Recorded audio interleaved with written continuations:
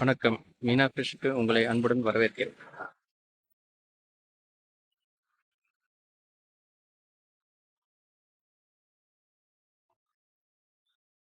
இன்றைய புதிய கடல் மீன்களின் வரவுகள்: பட்டசங்கரா, ஐலா, ரோமியோ சங்கரா, மசல்பாறை, மத்தி, வெள்ளசுதம்பு, சூரை, வட்டப்பாறை, கண்ணாடிப்பாறை, கடல் வவ்வால் பெரிய சைஸு, கடல் வவ்வால் சின்ன சைஸு, வஞ்சரம் நல்ல தரமா இருக்கு.